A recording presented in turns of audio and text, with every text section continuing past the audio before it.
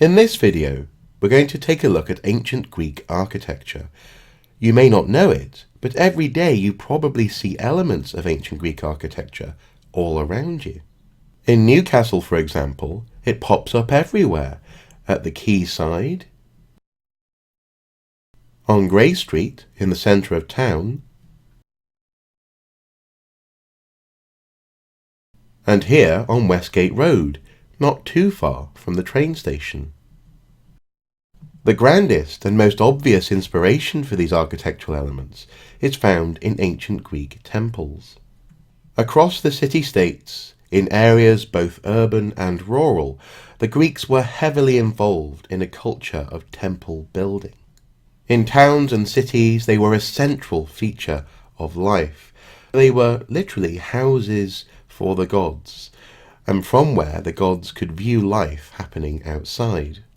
Because they were so central, in more remote areas, temples were used to stake claim to land, colonists, for example, defining their borders.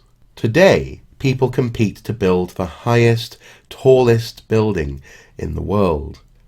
In ancient Greece, people competed to build the most elaborate and impressive temple. Here, for example, is the design for an underground mechanism that would ensure that the temple doors opened mysteriously when a sacrifice was burned outside. And so, truly great temples such as the Parthenon in Athens, when newly built, not only represented devotion to the god within, but also the power and wealth of the city-state. The key thing to realise about a Greek temple is that it didn't function like a church or a religious building of that nature. Essentially, a Greek temple was actually the house for a god or goddess, and within the temple you would find a cult statue to the deity whose temple it was. In this case, we have the goddess Athena inside the temple, recognisable by her armour, her helmet and shield, and holding a spear. The interior of a Greek temple is often divided up into three parts. You'd have a front porch called a pronaos. You'd have the main body of the temple where the cult statue would stand, and that was often called the naos, although it's sometimes referred to as a keller. And at the back of the temple you might have a rear porch called the episthodomos.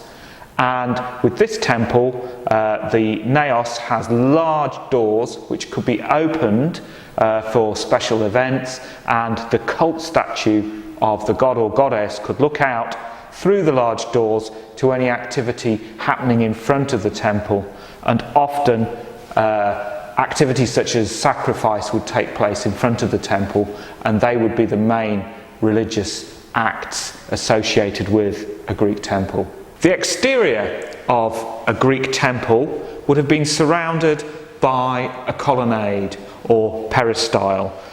This particular example of a Greek temple is built in the Doric style, and the columns of a Doric temple were quite sturdy and very plain. And Greek Doric architecture is distinguished by the fact that the columns do not have a column base but rise straight from the base of the building.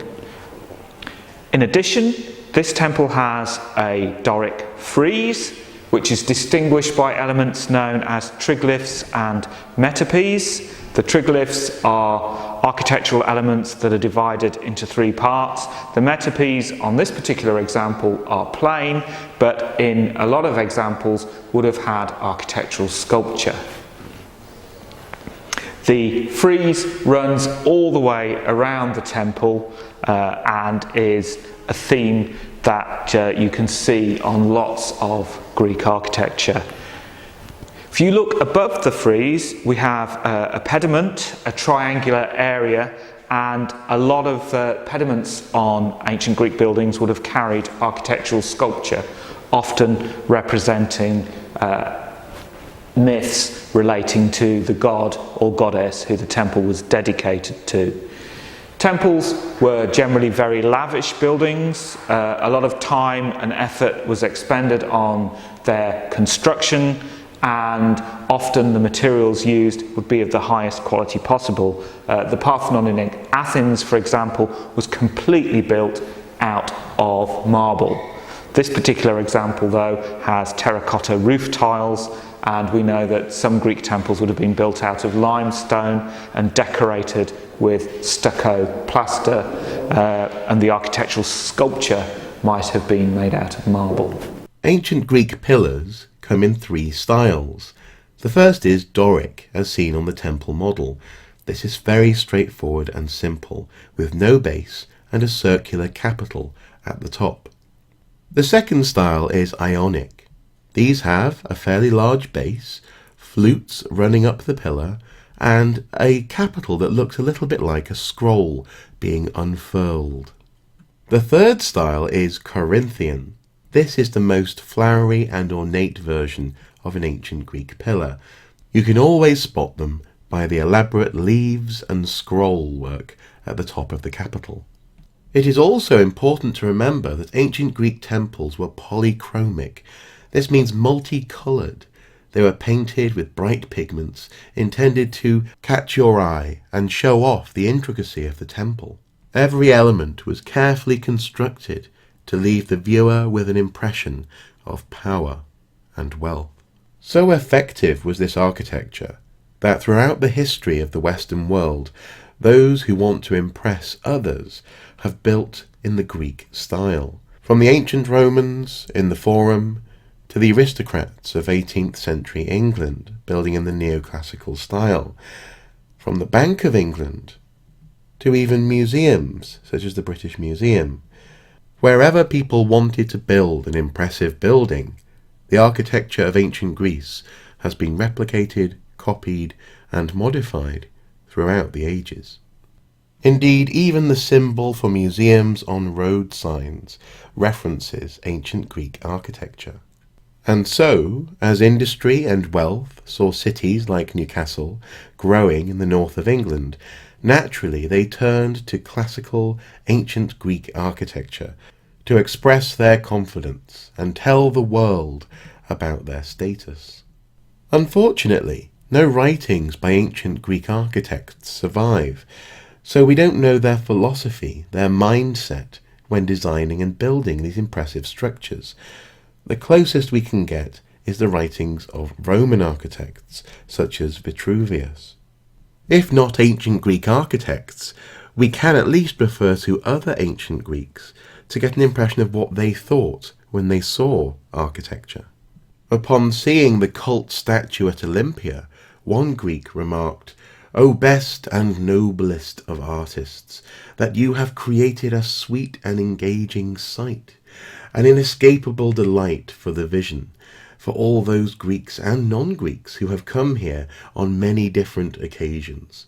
This nobody will deny, for it would even overwhelm those beings in creation that have an irrational nature, the animals, if they could once see this work." So, one thing we do know is how these buildings made people feel. They were truly in awe. These buildings were, and still are, awesome. And throughout time, and across the world, no culture has ever really outdone the impact of an ancient Greek temple and the features of ancient Greek architecture. So even if we don't fully understand the precise reason for every element of ancient Greek architecture, we certainly understand its purpose. We can still feel that purpose today. It's there to impress you. So, now that you've heard a little about ancient Greek architecture, why not go out and try to spot these elements in the world around you? I guarantee, the more you look, the more you'll see.